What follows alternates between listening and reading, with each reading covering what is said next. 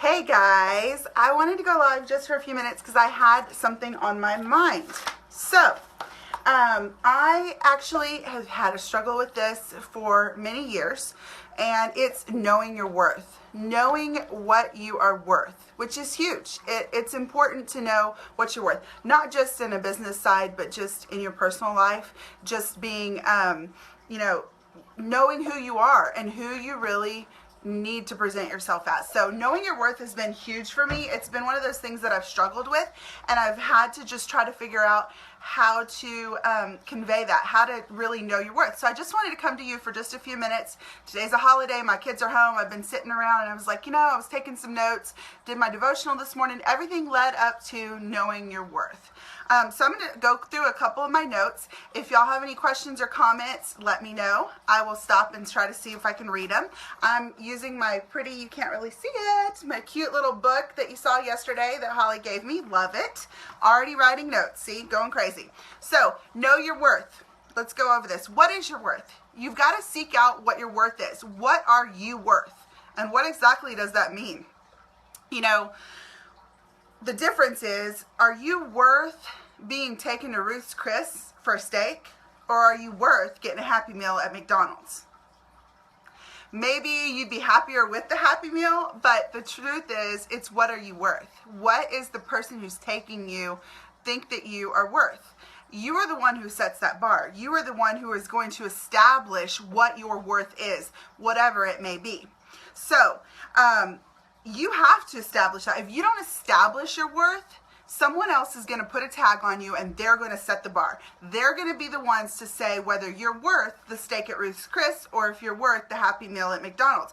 They're going to say whether you're worth whatever it is versus whatever you want to be. So in order to eliminate someone else putting a stamp on you or tagging you, you have to establish your own worth. It's got to come from you. If you don't, someone else will decide. The difference between knowing your worth and acting your worth and establishing your worth is going to be, let's talk about Target. You go to Target and love Target, love the dollar bins. So you see the dollar bins, all the little dollar bins, everything's really cheap. It's the bargain bins. They're out in the open. People touch them, they feel them, they throw them in a basket and then say, no, I don't want that. They go back and forth and they play with the stuff. It's a bargain bin. People siphon through that all day and just want to figure out what they want. But if you wanted a piece of jewelry, you're going to go to the jewelry counter, and where are the valuable pieces of jewelry? They're going to be under the glass. Now, Target may not be the best place to get a piece of jewelry, but you get my point. So you have the bargain bin at the beginning, and then at the end is where you find the valuables. So it's going to be really the difference between something that is cheap versus something that's cherished. For instance, you may find the cheap items out, go to the Dollar Tree, and you can go crazy with the Dollar Tree and get whatever you want, but they're cheap items. They're just not valuable.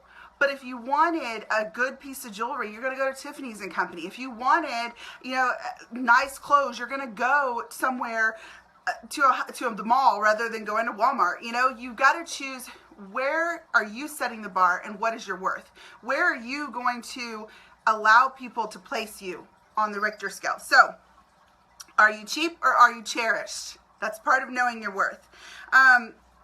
Let's see, what are some other ones? Oh, another thing is, if you are the sales item, like I mentioned earlier, you get thrown in the basket, you get taken out and thrown back in the bin, so you don't exactly pay attention to what's in the, you don't really care. It's it's not important and it's not valued, so you just throw it out. It's not a big deal. But if you have a valuable item, think about this. How many people, I drive a nice car. Don't get me wrong. I drive a wonderful car. But not everybody can afford that wonderful car. What if, someone wants to drive a Porsche, or someone wants to drive a BMW? They look at those BMWs and those Porsches and those nice cars and they think, wow, I would love to have that. Wow, someday I'll get there. Man, I wish I could drive that. But the truth is, they could. And the other part of it is, that's something that's valued. You don't hear a lot of people say that about a Pinto. I mean, I've never heard someone go, man, I wish I had a Pinto. That's the difference. Where are you setting the bar? And are you allowing someone to set the bar for you? because you are valuable and you do have a worth, but you've got to decide what that worth is.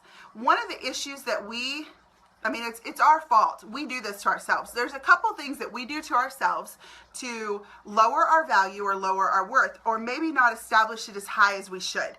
One of the things we do, and I'm guilty of this, this is all coming from me, this is from me learning, and is setting the bar.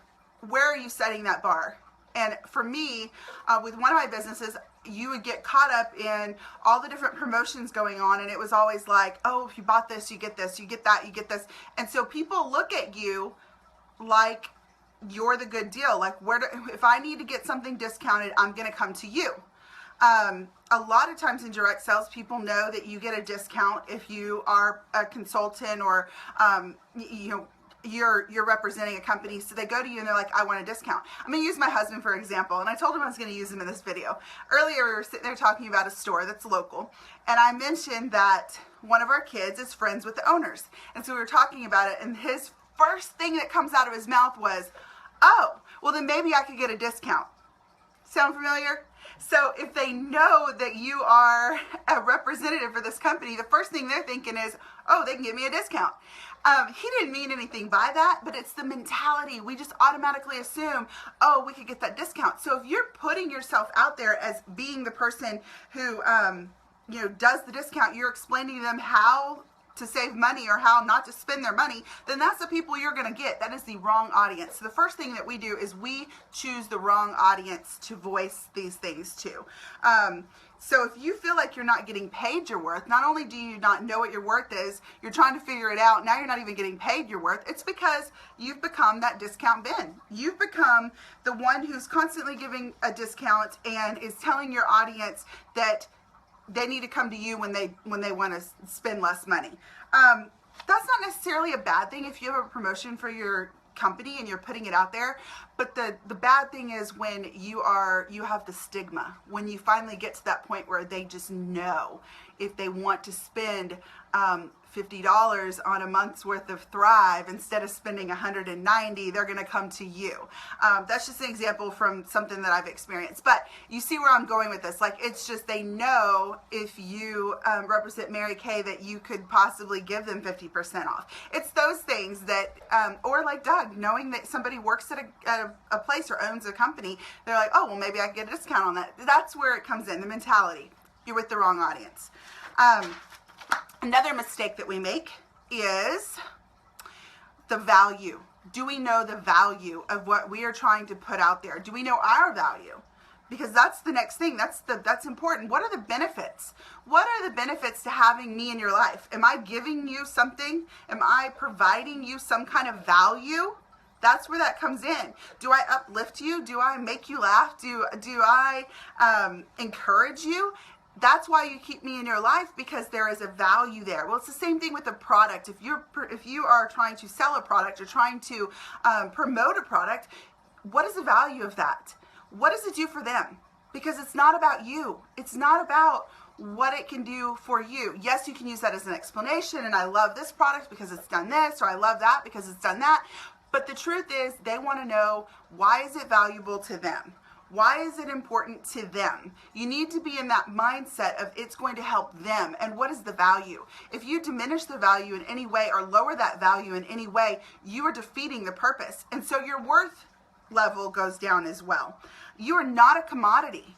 You have got to set yourself higher, to a higher standard. A lot of companies will say, I'll give you an example. I sell makeup. Okay, so you sell makeup. That's all they say. If they ask, oh, well, I sell makeup, that's not what else do you provide? What is there that's going to provide them a reason to choose you over someone else? That's where the value comes in. What is it? What type of makeup would it be? Is it professional? Is it all natural? Is it, superior to others? Is it something you get at the Dollar Tree? I mean, there is a reason why you choose a certain brand or a certain item, and that has to do with the value. It goes back to those cars that I talked about. Who's going to choose the Pinto over the BMW? I mean, think about the value of things. And the third thing that we do that kind of diminishes our worth and lowers our value and lowers what our standards should be is we compare ourselves. Oh my gosh, guys. This is one of the things that I've had so many issues with over the years. It's so hard not to do, but comparing yourself. Comparing yourself to that person who's driving that car versus what you're driving, or that person who has whatever job versus you, or going up against the same job. You put in an application and you start comparing yourself to all the candidates. Comparing yourself is going to lower your worth. It's actually going to hurt you, because your mind starts to go and you start picking at everything that they are that you're not, and all the negativity comes into your mind, and so you aren't being able to speak the truth, because inside the truth is you wish you were them, and that's not where the mindset should be.